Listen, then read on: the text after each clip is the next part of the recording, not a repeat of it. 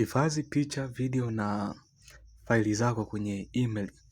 Cha kufanya, nenda kwenye app ya Drive. Fungua app ya Drive, alafu utafuata step hizi ili uweze kutunza vitu vyako visipotee kabisa. Ukishafungua Drive utaenda sehemu ya profile ya email. Na hapo utachagua email ikiwa unapendelea email fulani itunze kumbukumbu ya picha, video au files. Baada ya hapo utagusa hizi icon 3 mkono wa kushoto juu ili uweze kuupload file yako. Utagusa hizo icon 3 alafu utaenda sehemu iliyoandikwa upload.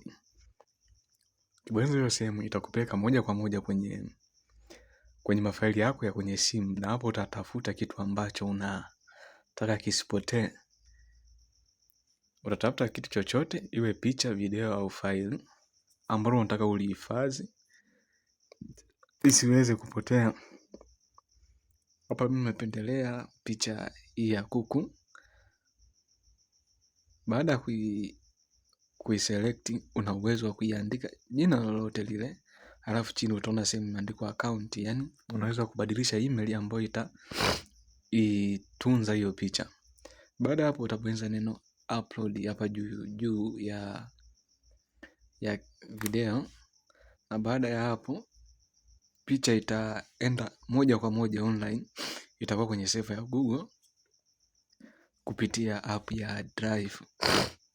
Na hivi ndivyo utakuwa umekamilisha upakiaji wa document. Kama unapenda video kama hizi, share, like, pia usisahau kusubscribe. Na unaweza kuiona document yako kupitia hii sehemu ya file. Asante, tukutane wakati ujao kwa video kali kama hizi. Shukrani.